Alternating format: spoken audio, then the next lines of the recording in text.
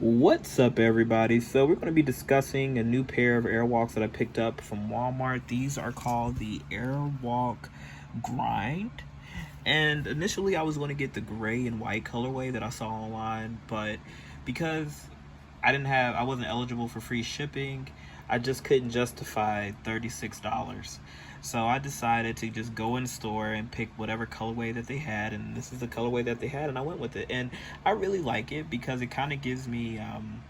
There used to be a pair of Airwalks that they used to sell at Payless that were about this colorway, and it kind of gives me that vibe.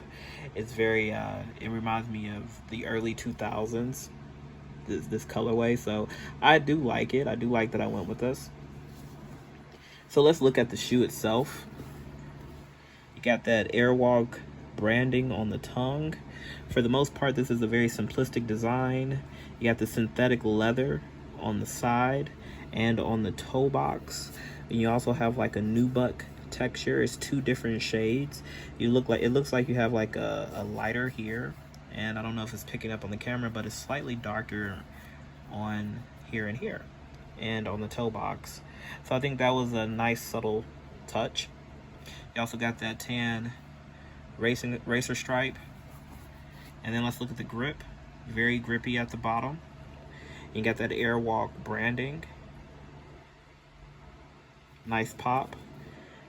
You got some more Airwalk branding on the back with a pull tab. You do have a removable insole. There is no like foam or anything. Pretty hard actually, but this is what the insole looks like, and I love the colors. It's very retro, and I think this is a nice touch because it gives the consumer more options. Like if they don't like this insole, they can just switch them out for an insole that they do like. So I think that's really great that they added that to it. I wore them a little bit today. Ran some errands in them. I like them. I will say that if I was going to compare these to like the No Boundaries mid, they run large. Where the 13 is also this like the size 13 for the No Boundaries mid. It fits wide and it's long, so it feels like a size 14. Where these, I will say with Airwalk, it's very true to size. It's not narrow though. It's pretty wide in the toe box, so that's a nice. It's a very comfy shoe. Ventilation. Honestly, I was worried about that at first. I thought that it wasn't going to be very ventilated, but the shoe itself is lightweight, and my feet were still able to breathe. So I think that Airwalk did a great job with this design. I'm so happy to see the Walmart Airwalk collab. I'm starting to see clothing in the store and all of that, and I think it's time because I've missed seeing like skateboarding shoes inside of Walmart. So I like the direction that Walmart is going into. However, I do not like the prices. Like I said, I was going to initially get the gray and white, but the price overall was like 36 bucks.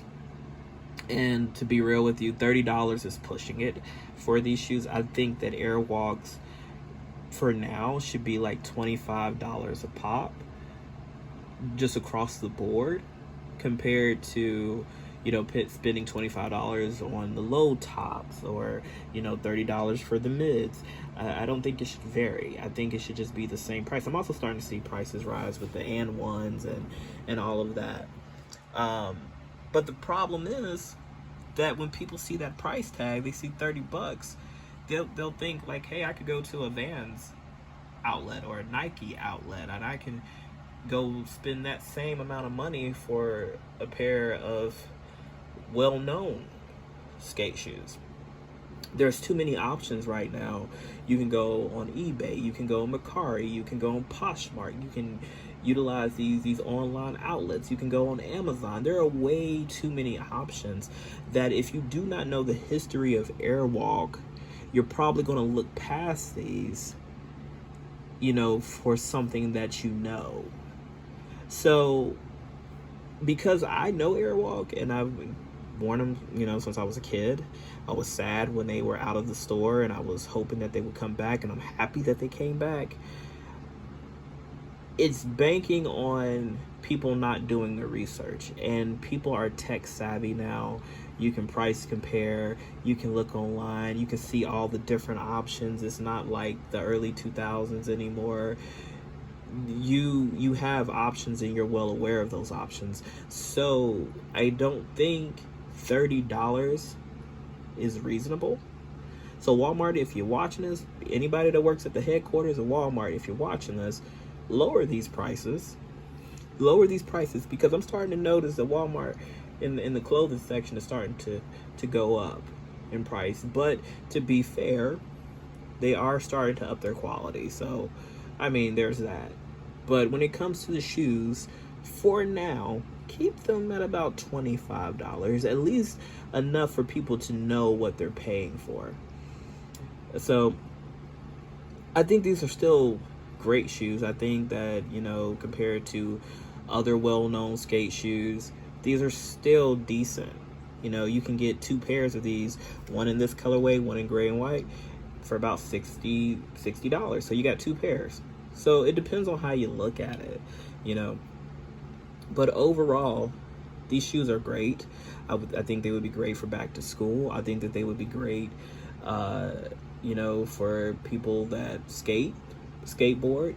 My skateboarding days are long behind me. I broke my ankle and many times, and I've sprained it and injured it and hurt my knee and all of that stuff. I'm way past those days. But for those that are still skateboarding and are still active in the scene, these are still a great option for you, because this is still a very nice quality.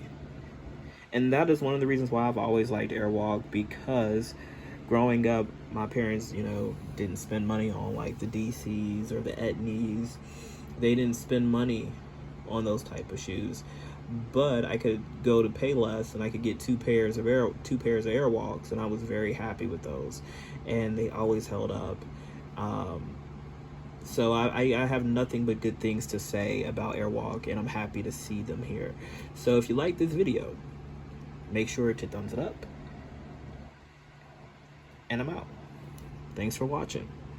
So yeah, I definitely would recommend picking these up. These are the Airwalk Grind.